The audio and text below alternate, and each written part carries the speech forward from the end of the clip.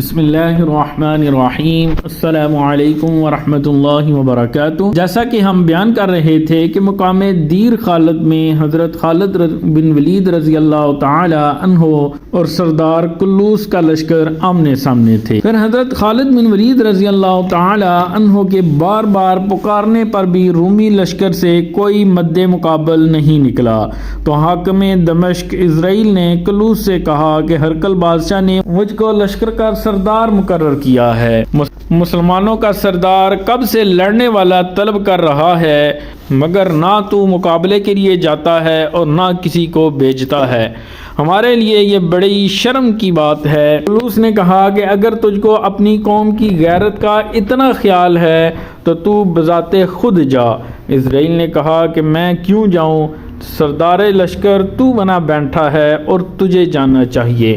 Close نے کہا کہ دمشق کے حاکم کے عہدے پر تو چڑھ کے بیٹھا ہے، مسلمانوں کا دمشق پر حملہ ہوا ہے، لہٰذا تیری ذمہ داری ہے، پہلے تو جا، بعد میں میرا نمبر ہے۔ دونوں ایک دوسرے کو بھیجنے کی کوشش میں تلے ہوئے تھے اور معاملہ بڑھ کر تو میں تک پہنچ گیا۔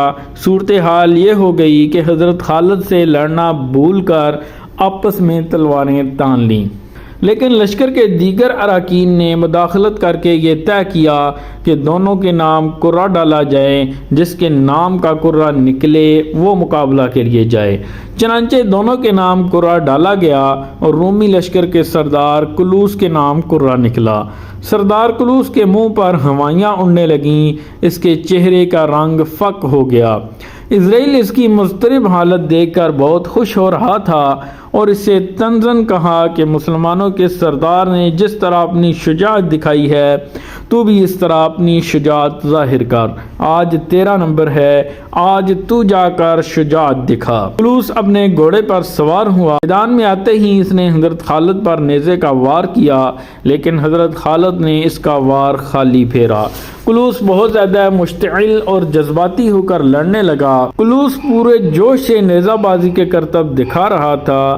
حضرت خالد نے جوش کے ساتھ ہوش کی آمیزش رکھی، کلوس کو حملہ کرنے کا موقع دیتے رہے اور دفاع کرتے رہے تاکہ کلوس کی قوت صرف ہو کر جلد ختم ہو جائے۔ اب کلوس تھک گیا تھا، اس کے وار میں شدت باقی نہ رہی تھی اور تھکن کے آثار عیاں ہونے لگے تھے۔ اب حضرت خالد نے جوابی وار کی ابتدا کی اور ایسے شدید حملے کیے کہ کلوس حضرت خالد کے حملوں سے کنارہ کشی کرنے لگا۔ حضرت خالد اس کی یہ کمزوری جان گئے اور اپنے گھوڑے کو تھوڑا پیچھے ہٹایا۔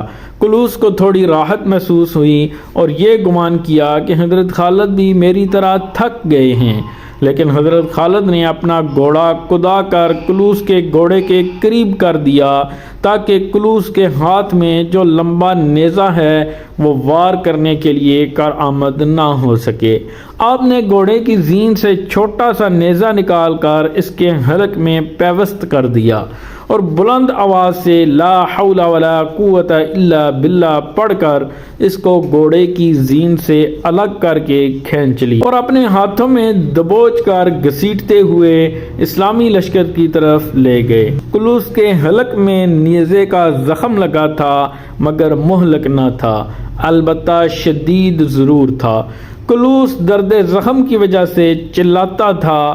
حضرت خالد بن ولید رضی اللہ تعالی عنہ نے رومی لشکر کے سردار کلوس کو قید کر کے اپنے ساتھیوں کے سپرد فرمایا اور میدان کی طرف جانے لگے۔ آپ کو روانہ ہوتے دیکھ کر سردار کلوس زور زور سے چلانے لگا، رومی زبان میں کچھ کہنے لگا۔ حضرت خالد رک گئے اور حاکم بصرہ حضرت روماس سے پوچھا کہ یہ کیا کہتا ہے؟ روماس نے کہا کہ یہ کہتا ہے کہ تم کو اپنے نبی صلی اللہ علیہ وآلہ وسلم کی قسم، میں تجھ سے کچھ کہنا چاہتا ہوں، واپس پلٹو اور میری بات سنو۔ پھر اس نے کہا کہ دمشق کے حاکم اسرائیل اور مجھ میں اختلاف ہے، تم اسرائیل کو مقابلہ کے لیے طلب کرنا اور قتل کر دینا۔ اگر تم نے اسرائیل کو قتل کر دیا شہر دمشق پر تمہارا قبضہ آ جائے گا۔ حضرت خالد نے فرمایا میں تو کسی مشرک کو زندہ نہیں چھوڑوں گا۔ پھر آپ گھوڑے دوڑاتے ہوئے میدان میں آ گئے اور مقابل طلب کیا۔ رومی لشکر کے اراکین نے حاکم اسرائیل سے کہا کہ شرط کے مطابق کلوس پہلے مقابلے کے لیے نکلا، لیکن اتفاق سے قید ہو گیا، لہٰذا اب تیری باری ہے، اب تو مقابلے کے لیے نکل۔ اب اس عرب کو قتل کر۔ اسرائیل نے کہا کہ اگر مسلمانوں کا سردار مارا گیا تو اس کی جگہ دوسرا شخص قائم مقام ہو جائے گا، لیکن اگر میں مارا گیا تو تم سب بغیر چرواہے کے بکریوں کی مانند بے سہارا ہو جاؤ۔ میری رائے یہ ہے کہ ہم سب مل کر یلغار کر دیں۔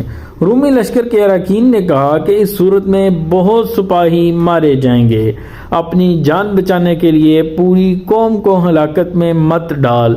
اراکین لشکر نے اسرائیل کو خوب ڈانٹا اور دمکایا۔ حاکم اسرائیل کو عربی زبان میں گفتگو کرنے کا ملکہ حاصل تھا۔ وہ میدان میں آیا اور حضرت خالد سے کہا کہ اے برادر عربی، میرے قریب آؤ تاکہ میں تم سے کچھ سوال کروں۔ حضرت خالد نے فرمایا کہ تو میرے قریب آ تاکہ میں تیرے سر کو توڑوں۔ یہ کہہ کر آپ نے اس پر حملہ کرنے کا قصد کیا۔ اسرائیل نے چلا کر کہا کہ اے برادر توقف کرو، تمہارا حکم مان کر میں تمہارے قریب آتا ہوں۔ حضرت خالد نے دیکھا کہ یہ شخص ڈر گیا ہے، لہذا آپ نے حملہ کرنے میں توقف کیا۔ اسرائیل نے قریب آ کر کہا کہ میری سمجھ میں یہ بات نہیں آتی کہ تمہارے لشکر میں شاہ سوار بہادر لڑنے والے موجود ہونے کے باوجود تم سردار ہو کر بار بار مقابلہ کرنے کیوں نکلتے؟ حضرت خالد نے فرمایا کہ تم نے مجھ سے پہلے میرے دو ساتھی حضرت درار اور حضرت عبد الرحمن کو دیکھا، ان دونوں نے تمہارے لشکر پر قیامت برپا کر دی تھی۔ اگر میں ان دونوں کو واپس نہ بلاتا تو وہ تم سب کو پھاڑ کر رکھ دیتے۔ میرے تمام ساتھی ایسے ہی بہادر اور شیر دل ہیں۔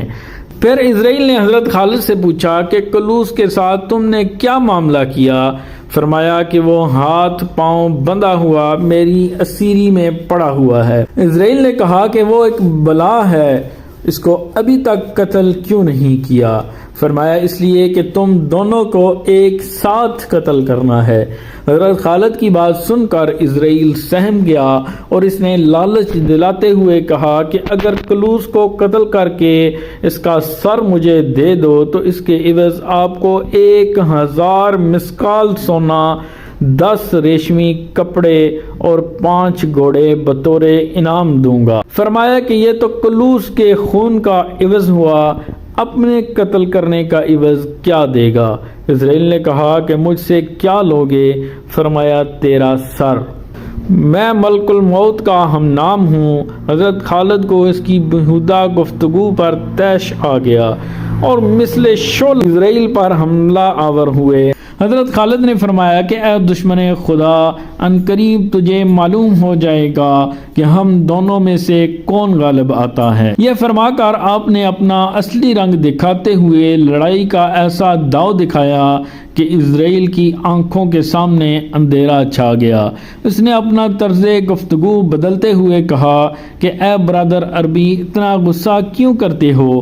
میں تو یوں ہی مذاق کر رہا تھا۔ حضرت خالد نے فرمایا لیکن میرا مزاح خدا کی خوشنودی حاصل کرنے کے لیے تلوار مارنا ہے۔ آپ نے بڑھ کر تلوار کی ضرب لگائی، لیکن اسرائیل نے لوہے کی زرہ پہن رکھی تھی، لیکن تلوار نے کچھ کام نہیں کیا۔ تاہم تلوار کی ضرب اتنی شدید تھی کہ اسرائیل لڑکھڑا گیا۔ جان چھڑا کر راہ فرار اختیار کرنے میں ہی عافیت ہے اور وہ وہاں سے بھاگ نکلا۔ حضرت خالد نے ان کا تعاقب کیا، لیکن اسرائیل کا گھوڑا بہت ہی تیز رفتار تھا۔ وہ آگے نکل گیا اور حضرت خالد اسے پا نہ سکے۔ حضرت خالد کا گھوڑا بری طرح تھک چکا تھا۔ اسرائیل نے پیچھے مڑ کر دیکھا کہ حضرت خالد کا گھوڑا سست ہو گیا ہے، تو اس نے اپنا گھوڑا ٹھہرا دیا۔ حضرت خالد اس کے قریب پہنچے تو اسرائیل نے پھر شیخی مارتے ہوئے کہا شاید تم نے یہ گمان کر لیا ہے کہ میں تم سے ڈر کر بھاگ گیا ہوں، لیکن حقیقت یہ ہے کہ میں نے تمہارے ساتھ مکر کیا ہے، لہٰذا تم کو تمہارے لشکر سے دور لا کر گرفتار کر لوں گا۔ اسرائیل نے حضرت خالد کے گھوڑے کو دیکھا تو وہ پسینے میں شرابور تھا، وہ بہت تیز تیز سانس لے رہا تھا۔ اب یہ گھوڑا کارآمد نہیں ہے۔ حضرت خالد نے فرمایا کہ میرے گھوڑے کے بچھڑ جانے سے تو نے طمع کی ہے، لیکن میں پیدل بھی تیرا مقابلہ کر سکتا ہوں۔ یہ فرما کر آپ گھوڑے کی زین سے نیچے اتر گئے اور تلوار نکال کر اس پر حملہ کرنے بڑھے۔ حضرت خالد کو پیادہ دیکھ کر اسرائیل کی جرأت اور بڑھی۔ اس نے آپ پر تلوار کا وار کیا اور وہ وار کارآمد ثابت ہوا یا نہیں ہوا، اور اس جنگ کا کیا بنا، یہ ساری تفصیل ہم انشاءاللہ نیکسٹ ویڈیو میں بیان کریں گے۔ دعاؤں میں ہمیں یاد رکھیے گا۔ اجازت دیجیے، اللہ حافظ۔